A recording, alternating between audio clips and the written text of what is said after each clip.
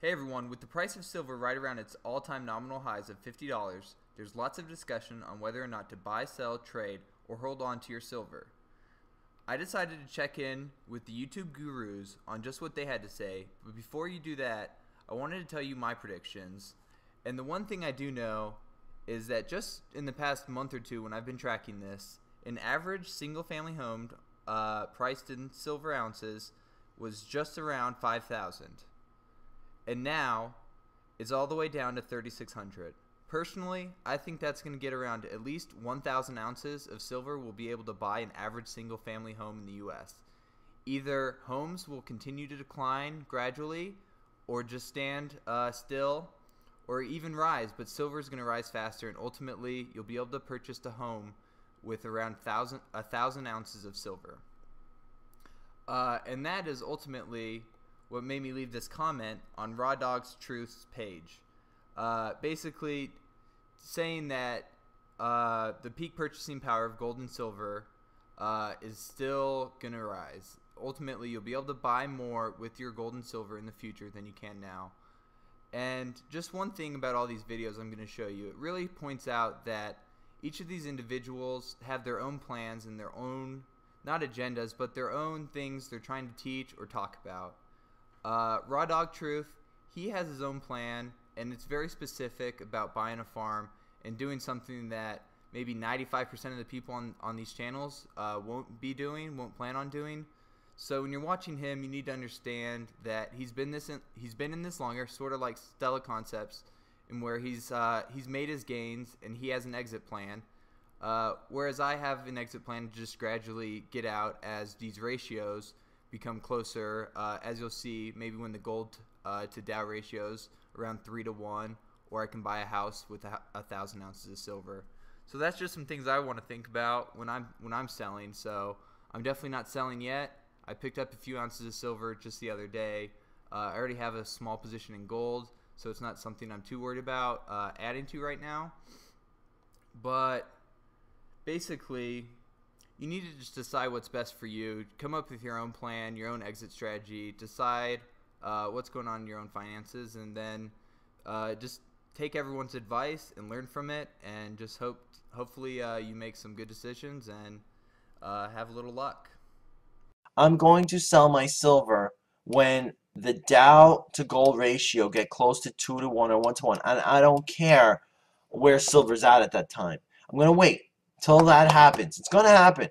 It happened already a couple times in history. It'll probably happen when the dollar gets knocked off as a gold reserve currency, because then you will see the Dow Jones either crash or you're going to see the gold and silver rocket higher, and all commodities. I mean, because everything's priced in dollars, and they have to readjust for that quickly.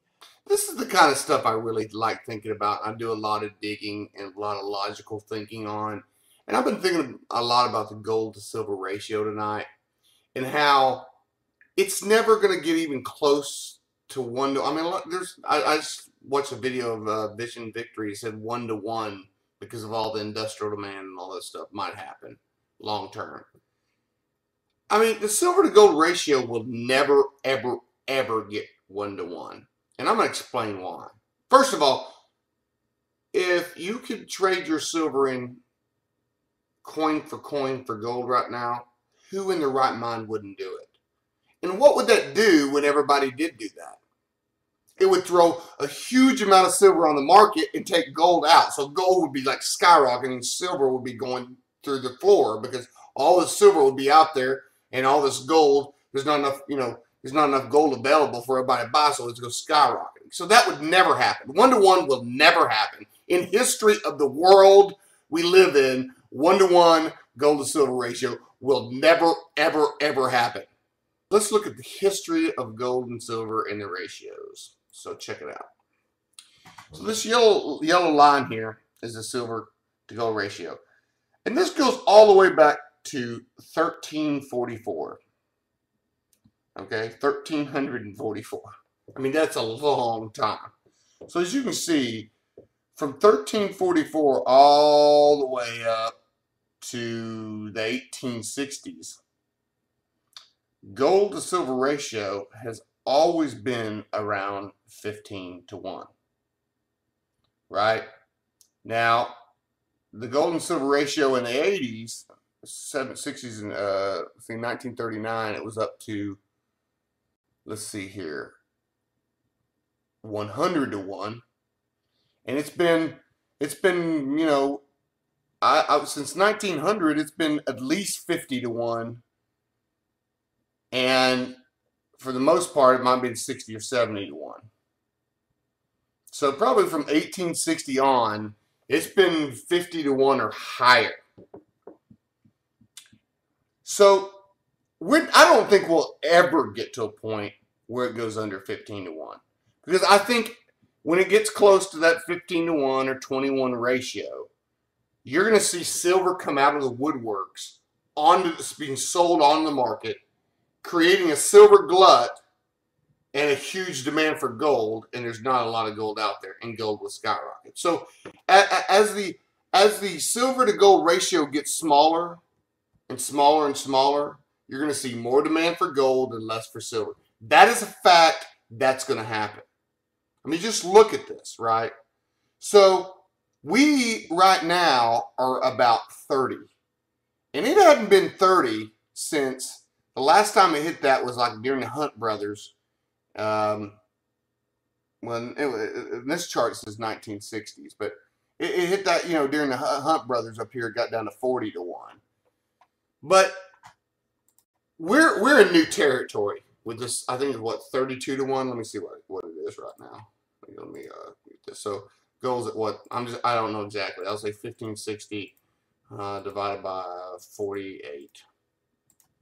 32. Something. I know it's not exact, but something around 32. So we're in historical. We're getting, you know, since the 1800s, it hasn't been that low.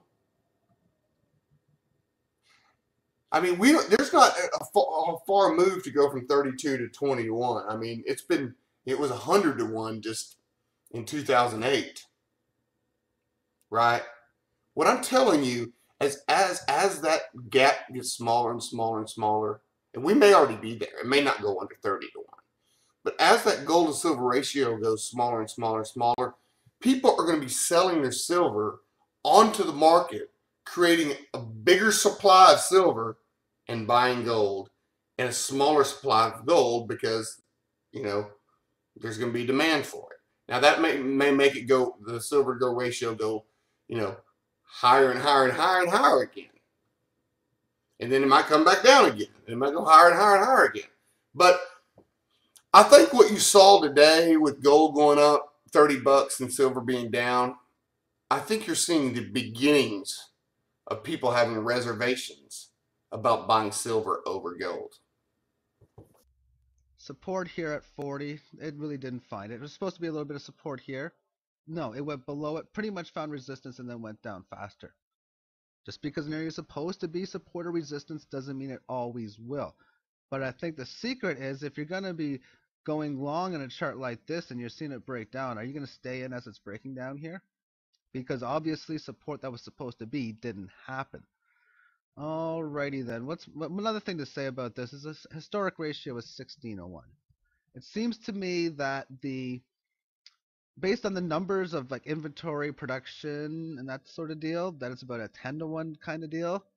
And if you look at real supply and demand based on its uses, it could even be a 1 to 1 sort of ratio if you look at true value. But price is the only thing that pays. Just because you believe it has fair value doesn't mean that you can trade an ounce of silver for an ounce of gold. That's why price only pays, but price is going lower.